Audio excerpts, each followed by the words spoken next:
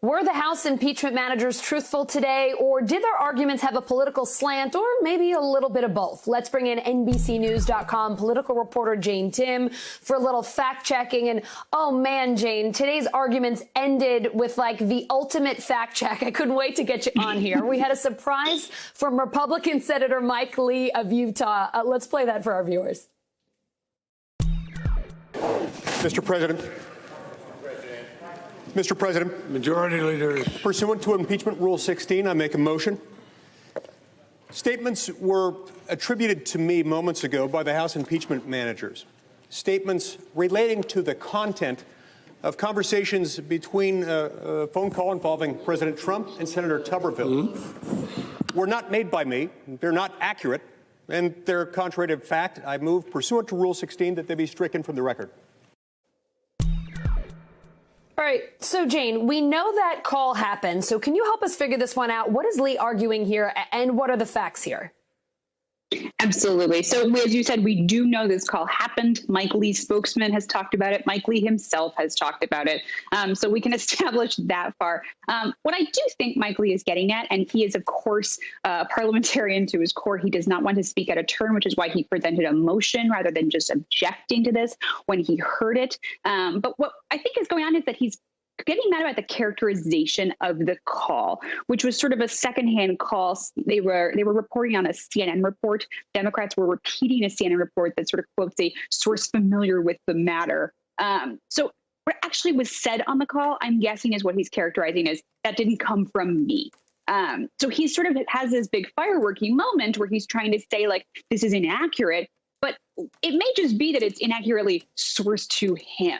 And it seemed like a very semantic moment, the kind of thing where he was trying to discredit this very long day of incredibly moving testimony. But it may come down to the kind of a very small thing. And you saw Democrats try and take this down and say, we'll take this off the record. We can deal with this another time. But this is a small issue. Democrats did not want this to be the moment that everyone remembered after today. Jane, the House impeachment managers played clips of Trump's call with Georgia's Secretary of State last month, where Trump pushed alleged widespread voter fraud in that state. But you're reporting the Dems left out a big point in their argument today. What was it?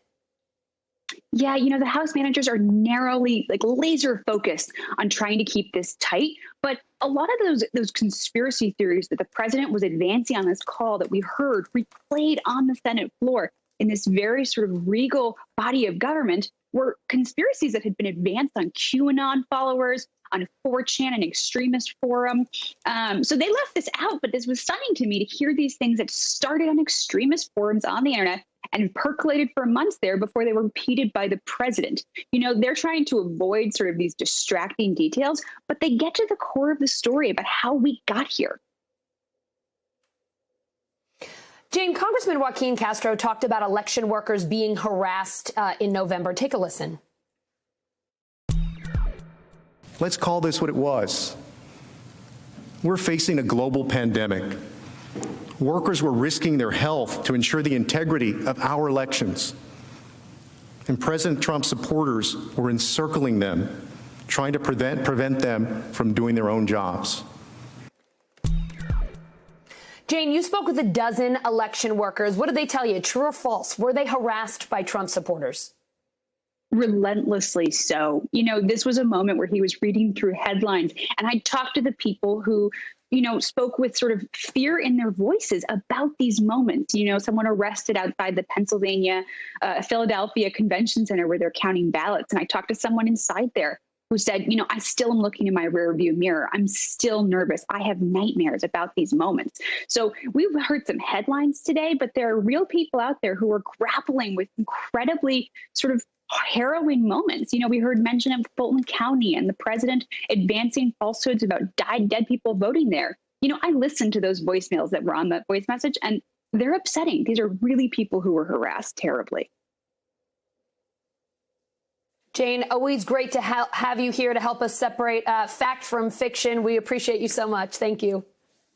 Thanks, Allison. Hey, NBC News viewers, thanks for checking out our YouTube channel. Subscribe by clicking on that button down here and click on any of the videos over here to watch the latest interviews, show highlights, and digital exclusives. Thanks for watching.